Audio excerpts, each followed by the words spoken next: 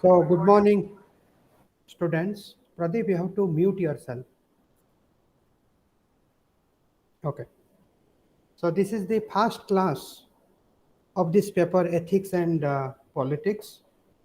And in this introductory class, maybe I will take class for half an hour, and subsequently we will accelerate the timing. Maybe we may take 2 hour classes later. There are 4 units of this paper. I will not repeat what are those units. And today we will deal with the nature of ethical reasoning. And in that, there is a need to discuss on the domain of ethics, then the rationality and objectivity in ethics, then ethical reasoning in politics. 3 things we are going to discuss. So today we will try to get a sense what is ethics and what are the domains of ethics. Right. Now, since you have opted this course and nothing is unknown, everything is known. So you know something, and from known to unknown. So you know some things, then from that you must know what is unknown to you.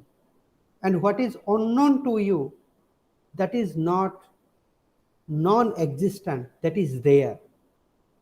You are not introduced to that. Right. Now, ethics is not a, term that you have not heard. So many times you have used ethics in your languages in different situations. Now, what do you mean by ethics?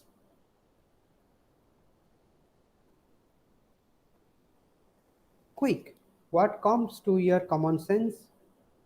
You can start from there.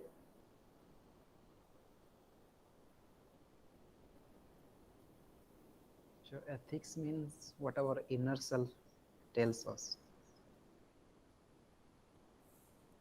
It is related with morality, rationality. Ethics is all about conscience. Yes, it is true. But then why ethics? And why, whether people are ethical or not?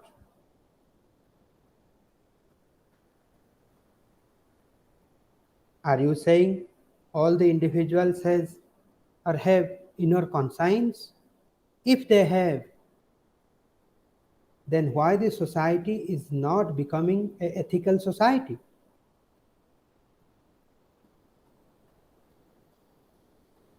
So people have their inner conscience. Being born as a human being, everybody has their inner conscience.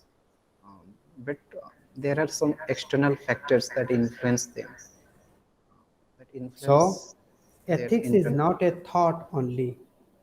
Ethics is not having a conscience. Ethics is all about practicing that conscience. So, ethics is always related with human action and human behavior. So, until and unless you are not acting, you are not behaving, then being ethical is meaningless. So, the first point is that ethics are the rules of behavior. Ethics are the rules of behavior, a behavior that is based on some rules, and that rules may be rational, and that rules may be based on beyond rationalism. So morality and rationality, what is the difference? What is the difference between morality and rationality? All rationalities are moral, but all moralities are not rational. Rationality is one kind of morality. or rationality, or today's rationality was the yesterday's morality, and today's morality will become the tomorrow's rationality. The rational argument should not be and cannot be immoral. That's the point I am making. So, what is ethics? Ethics is the rules of behavior, and it is based on how things should be, what is and what should be. The distinction is the must. Why the distinction is must? It is because today's idealism is the tomorrow's realism. Today's idealism is the tomorrow's realism. Why we should give importance to the ethics and normativity, the question of should be or to be? Because it is related with the sustenance of a system, whether it is a biological system, I mean human body, whether it is a social system, or whether it is a political system. Ethics is the must. Without ethics, the system cannot work. Now you can see politics is increasingly becoming criminalized, and on the other hand, politicians are also thinking about introducing a course, ethics and values. In politics, you can find criminals in huge number. On the other hand, in politics, you can find police for policing them. If politics has been criminalized, then why police department is under the politics?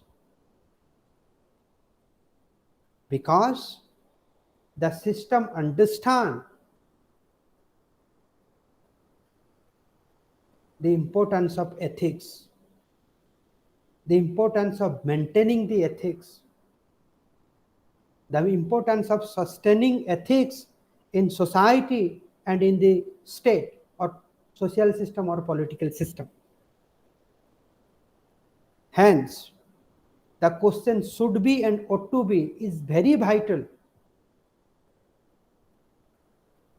for the sustenance of system, biological, social, or political, or even economical also. Then ethics involves the assumption about human beings and their capabilities. Three things or three assumptions are very important for a person to be ethical, or I am the ethical person only when my decision or my action is involved with the three assumptions. First, human beings and their capability.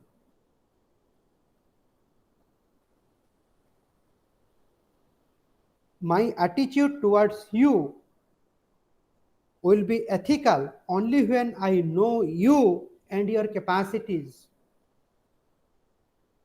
I should not expect more than your capacity.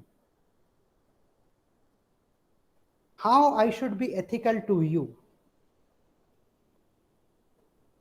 Should I expect more than your capacity? And when you cannot satisfy me, then I will reject you? Is that an ethical approach from my side towards you? Certainly not.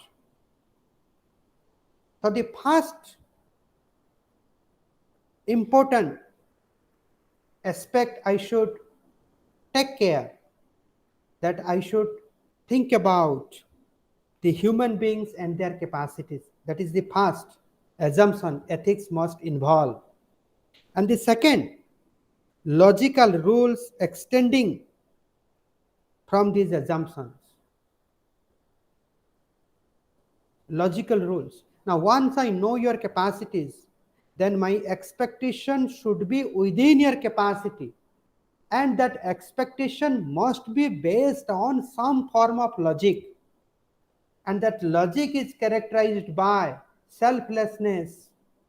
The logic is characterized by common good or general will. Some form of logic is there, arbitrariness must not be there. So the first, I must take care of your capacity, and second, I must take care of logic. A logic that is based on selflessness. That is important. And the third, the notion of what is good and desirable. So when I am becoming ethical to you, then my involvement with you or my judgment, my evaluation towards you must be desirable. Must be desirable.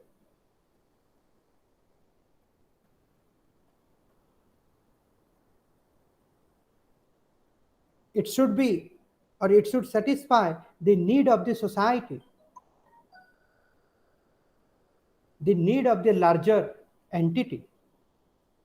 So, ethics is related with the capacity, ethics is related with the logic, and ethics is related with desirability or the need of the society. So, it is related with the person so far as the capacity is concerned. It is related with the rationality so far as the logic is concerned, and it is related with the significance so far as the desirability of the society is concerned. So to be ethical means to be logical, to understand the context, and to contribute to the larger society. That is the important aspect of ethics. To be ethical means always you should contribute to the larger. To be ethical means always to become selfless. So it means until and unless you are not selfless, you cannot contribute. You cannot be ethical. That's the point. And to be selfless means not to expect beyond the human capacity. And to be ethical doesn't mean that there should not be any logic. To be ethical doesn't mean that you are against the social values. You should always create, shape, and reshape the social values. So ethics involves the assumption about human and their capacity, logical rules extending from these assumptions, and notion of what is good and desirable. Right? Now, what is an ethical system? Can an individual become ethic or ethical in a corrupted system? I want to be an ethical person. Can I be an ethical person in the existing system? Because there is always an impact, that the relation between a system and individual is that both are shaping each other. The system shapes individual and the individual shapes system. So it's not that the ethical person always create a ethical system. Sometimes ethical system also create a ethical person. Now, what is the ethical system? An ethical system means a system that is based on a sets of rule for acceptable behavior.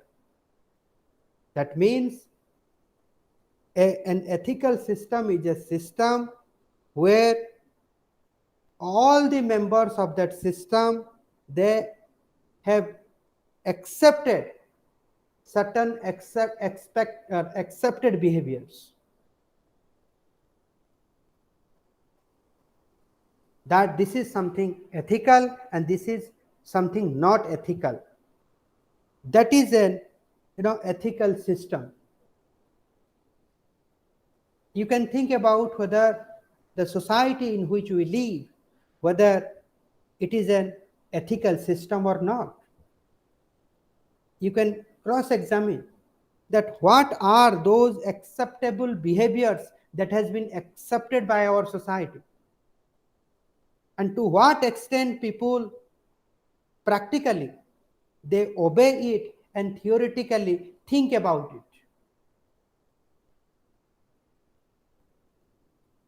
You can cross examine. Now, this ethical system concerns should and should not of life. And in that society, the major concern is what should be and what should not be. And it concerns the principles and values on which human relationships are based. So, what is ethical society? In an ethical society, there is always the thinking of should and should not. There is always an action that is based on should and should not. And in that society, human relations are based on certain principles and values. There should not be any arbitrary behavior, arbitrary thinking, both theoretically and practically.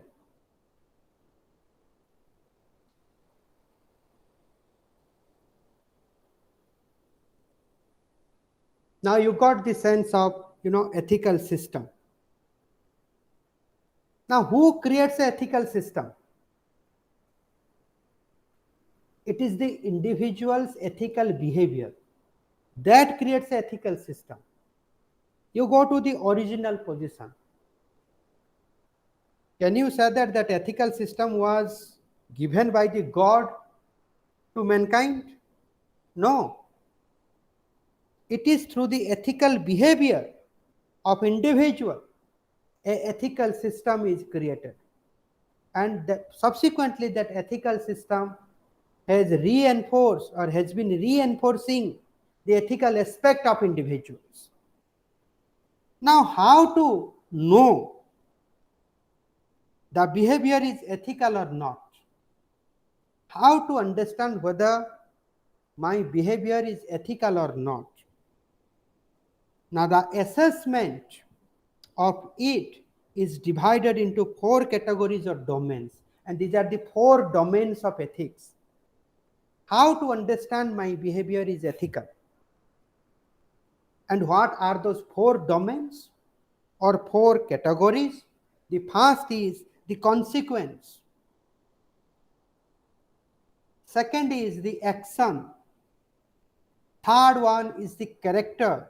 And fourth one is the motive. Now, from consequence domain perspective, a behavior is right and wrong based on the result of an action. Let me give you an example. There is a narrow road. On one hand, only on that road, one four-wheeler can pass, or one bus can pass through that road. And in the 2 sides of that road, there is 2 rivers, or there are 2 rivers, and very deeper. If one will accidentally fall into that river, then that one individual will go to the heaven. Now, I hope that you imagine such a situation.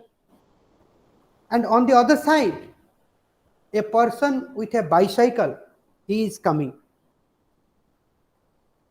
And a bus cannot cross that person with the cycle. If the bus driver is giving side to that person, then that bus is about to fell down in one side of the river.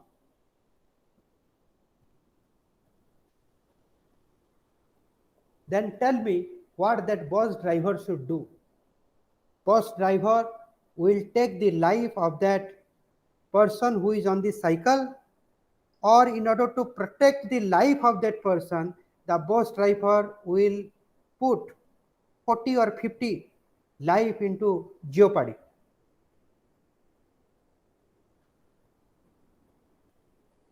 What is to be ethical for the bus driver? Now it's a very complex situation. You cannot simply suggest that, okay, let the bus driver kill that one person so that it can save 40 or 50 lives.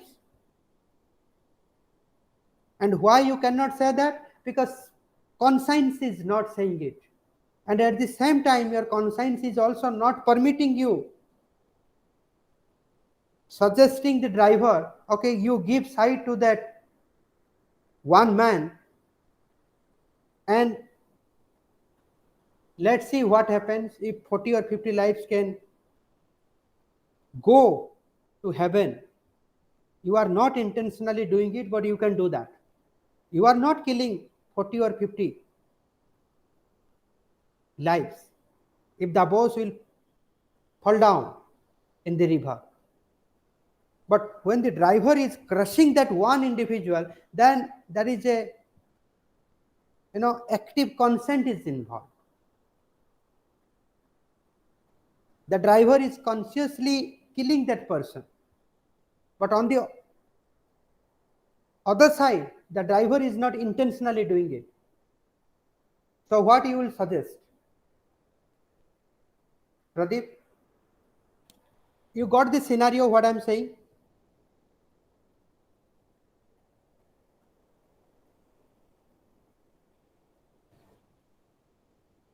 So You I got think it. I both. mean, are you in a confusion? You got the example what I was referring. So is there no circumstances that both the This life situation should can be be? avoided. No, there is no circumstances in which the situation can be avoided. Okay, you mute yourself and let me complete it. So, this example represents the complex situation of our life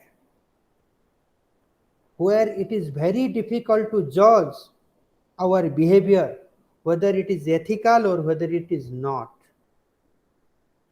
If you look at the context, then you have to take a decision that is unethical from content side.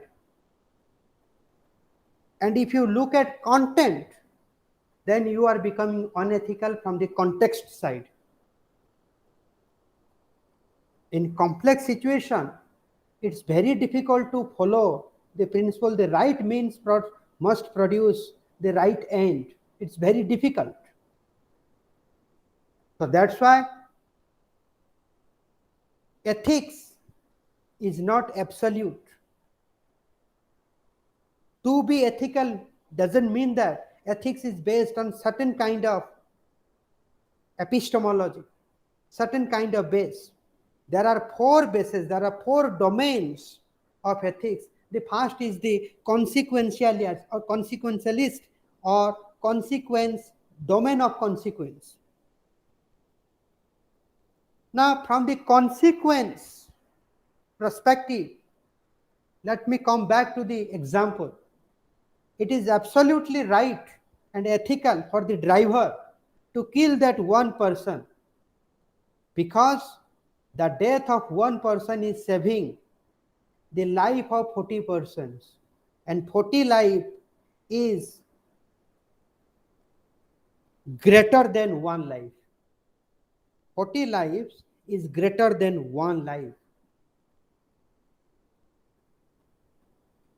Hence, it is absolutely right for the driver to kill that one person. That is ethical. But the same thing is not ethical if you see ethics from action domain point of view. Now, what action domain talks? Now, a behavior is right or wrong based on the act in itself. That is something called categorical. One is the consequential understanding. That is utilitarian. That is based on utilitarian philosophy. And the second one, that is action domain, that is based on the action. In other words, we can say that this is the categorical understanding. And in the categorical understanding, this understanding you can find from the Immanuel Kant's philosophy, that action is right and wrong is not or should not be based on its consequence, its result. Rather, the action is right and wrong, it is based on the action itself. That means, from the action point of view, what you will suggest the driver, the Mr. Driver, when you are killing that one person, you are intentionally killing that one person.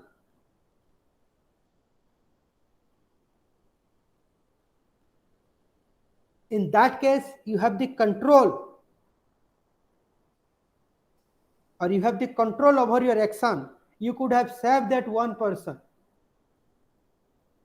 Because for them, killing one person is same as killing 40%, because killing itself is a bad activity. Whether it is 1, whether it is 40, doesn't matter. You cannot justify killing 40% by killing one person.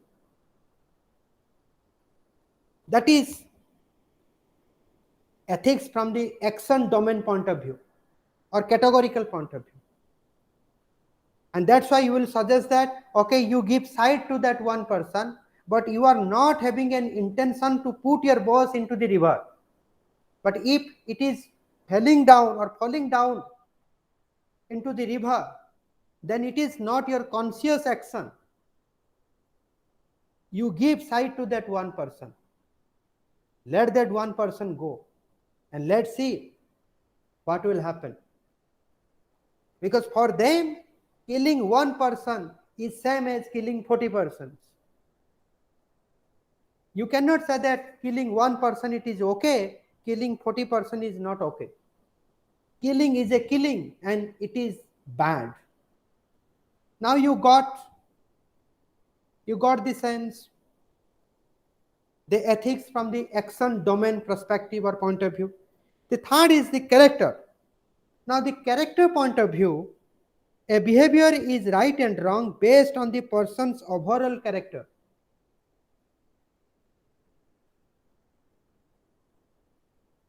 For example, suppose I have been speaking truth, and I have been become honest, and you can see the regularities. I have been telling it, I have been doing it.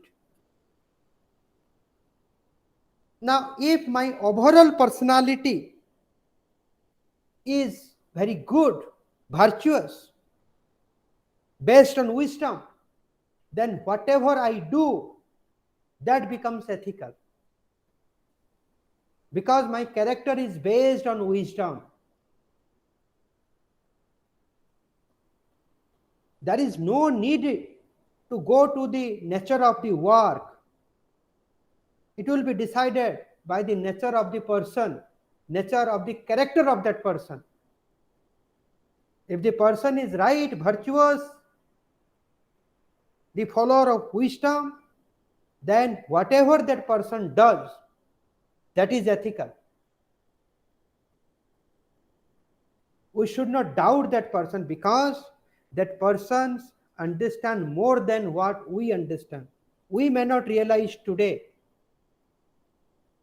but tomorrow certainly we understand. And that's why they are these people are called as the statesmen. You are not in a position to understand and decide whether that person is wrong. because you are not in that position. You have to accept that person as ethical, because you are going to realize maybe after 20 years, 30 years, that person was good, he was making sense. That is ethics from the character point of view. And the last, that is motive, or what is ethics from the motive point of view. Now, a behavior is right and wrong based on person's intention regardless of consequence.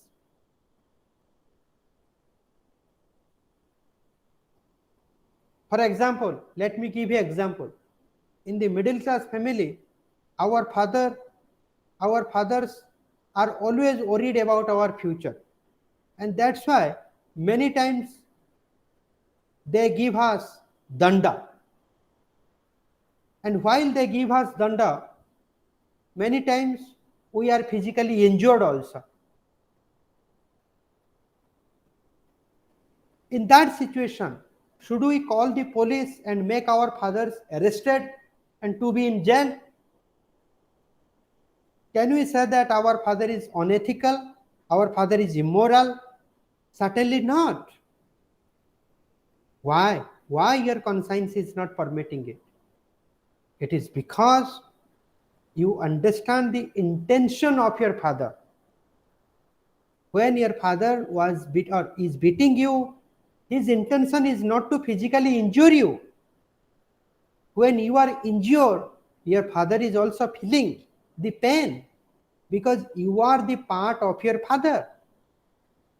You are, or you have come from your father. If anything happens to the small DNA, then it affects to the bigger DNA. This is the relationship between the father and son. And why you will not call to the police? Because you understand the intention of my father was not to physically harm me. Rather, his intention was to make my future brighter, so that I will not face those problems what has been faced by him. So that's why he is trying to create fear, generate fear within me, so that I will walk on the right path. Now, in that example, you can understand, when your father is beating you, then the consequence is becoming the physical damage. But the intention of beating was not physical damage, the intention was something else. So, in this example, we can sense ethics may not be decided on the consequence of an action, rather, the intention of the action, the motive of that action. Motive क्या था? And here also, I let me say that there is also conflict between the husband and wife. But if the intention of the husband is something good, then from the motive perspective, it is absolutely ethical to slap. If the intention is not bad, intention is always good. Even the husband is the guardian. Husband is the guardian, the father is the guardian. You are not free individuals.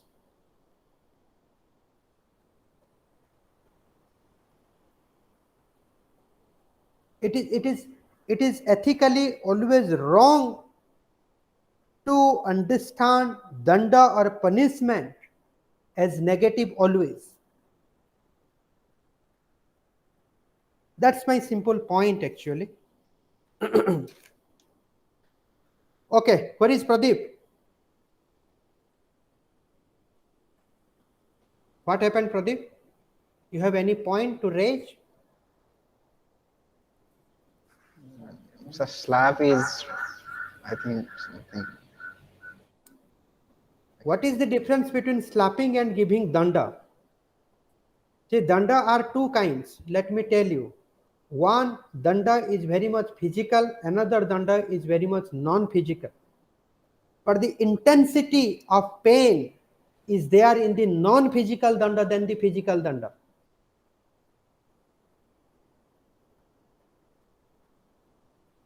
I don't know why we take something so seriously, and I will say that that is something in a very unrelated manner, that you cannot do this.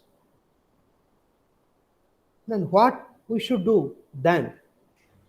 If I am getting pain because of your action, then what I should do?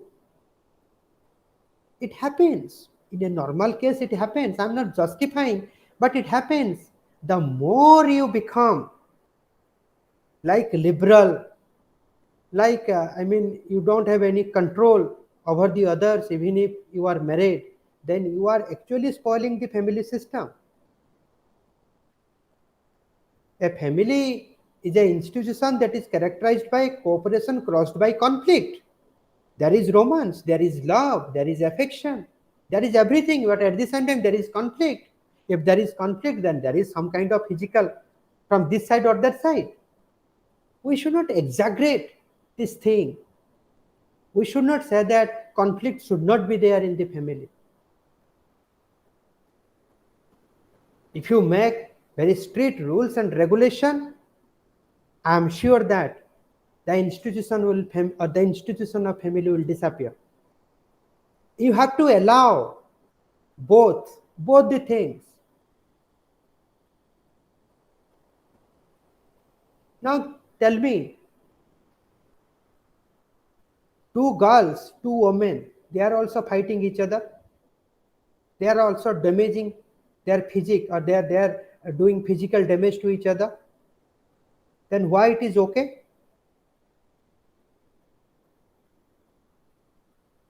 Why it is okay? Okay, let me give you example. If a wife is slapping to the husband, is it okay? How many times the wife has been taken into the custody? It is a kind of overthinking. We think something that it is very much patriarchal, that person is becoming Hitler, blah blah blah blah. There are so many things. It's not like that only. You have to understand the intention of that person. The person who is punishing you, who is that person? How he is related with you? And what is the intention of his danda? When the mother is beating to the child, then the child will call the police and mother will be arrested. No, this is not. If you do so, then you are not creating an ethical society. So ethics allows dandals, but the intention should be positive. The intention should not give punishment. The intention should not should not harassing. The intention should not uh, be directed towards exploitation. You have not decided. It happens automatically. Have you decided that today I am going to beat my child, my wife, or a wife to husband? You are not. Now it is the result of that situation, and we should not exaggerate it. Okay.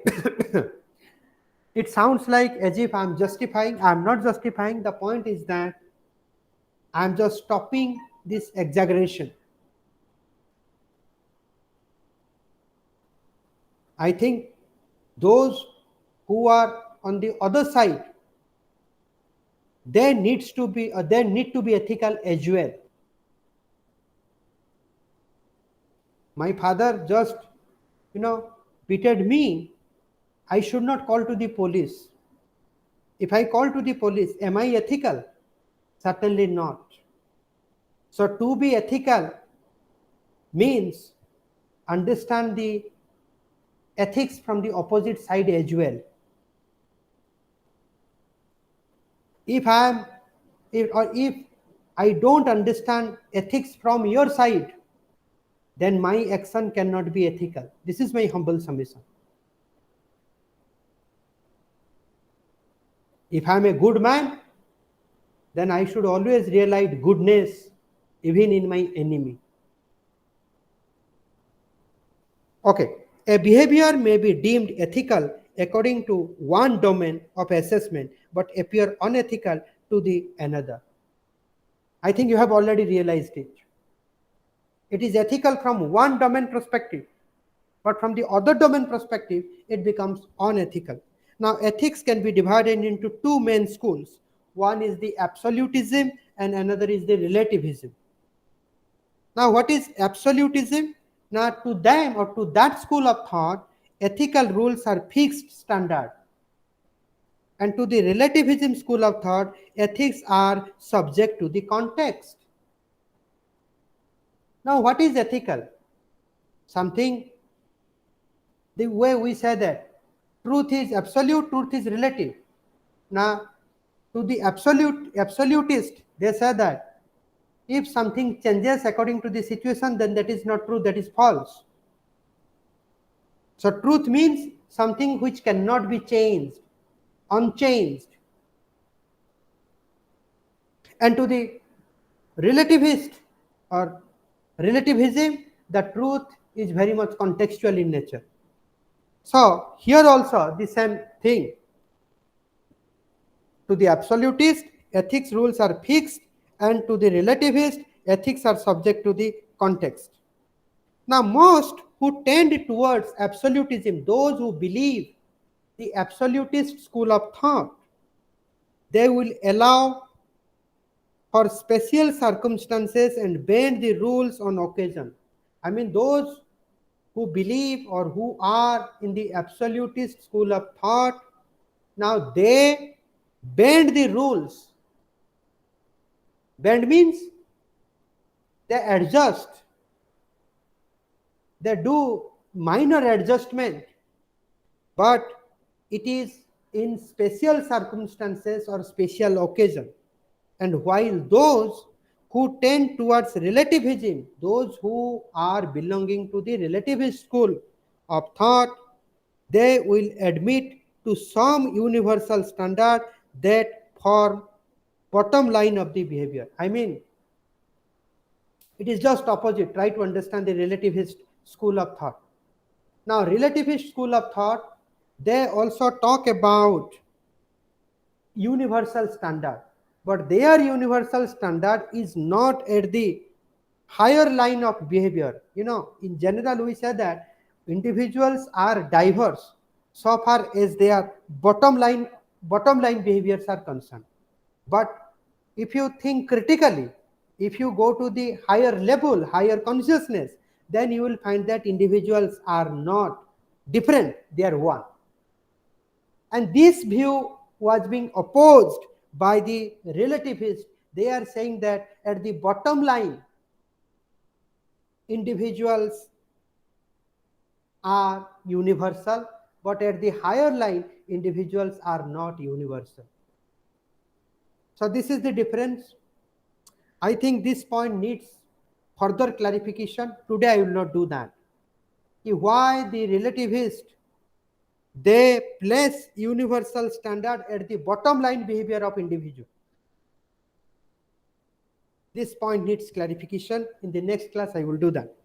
Now, to develop ethical maturity, people must have moral awareness and moral autonomy.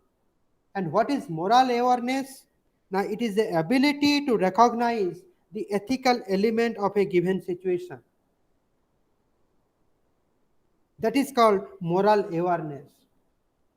So, I am morally aware. When I will be morally aware? Only when I have the ability to recognize what is the right decision in this situation. What is the best decision in this situation? And what is moral autonomy? So, first you must know what is right, what is the best moral position in this situation, what is the best ethical position in this situation. That is called moral awareness. And what is moral autonomy? Now, it is freedom to choose between alternative behaviors. freedom to choose between alternative behaviors. A person cannot develop ethical maturity without being able to choose from alternative. For example, in a situation, you got five ethical alternatives, five ethical alternatives.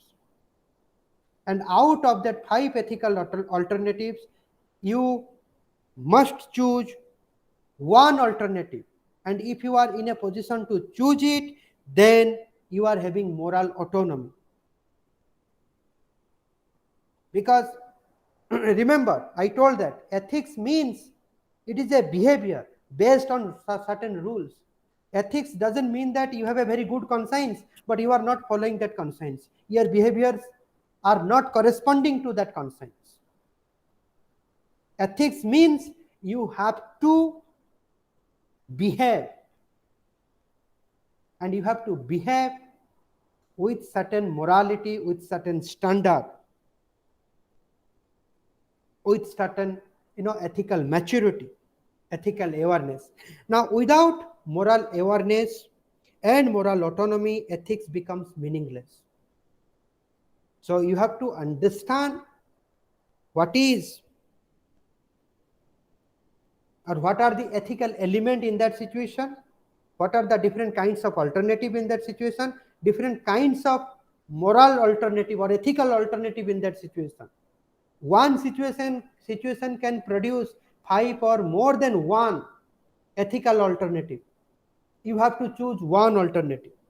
So until and unless you are not guided by the moral awareness and moral autonomy, ethics becomes meaningless because behaviors are simply automatic and forced. For example, if you are not ethical, then also you will behave because human behavior is automatic and forced. Either the situation will force you to behave or you will behave. You cannot stop your action. You cannot stop your behavior. You have to do your behavior. You have to act. Either you will act according to the ethics or you will not act according to the ethics. Now, the question of moral autonomy becomes complicated by the tendency to equate ethical behavior with obedience. In the next class, I will tell you that even if something is ethically good, suppose I am the follower of ethics, I have the moral autonomy, but can I impose that ethics on you?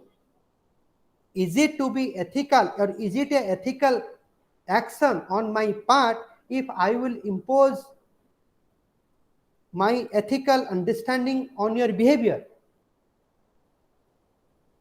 Suppose whatever I do, it is good, and whatever you do, that is bad. But in that situation, is it ethical on my part if I impose my ethical approach on you? In the next class, we will do that. I think, is there any confusion?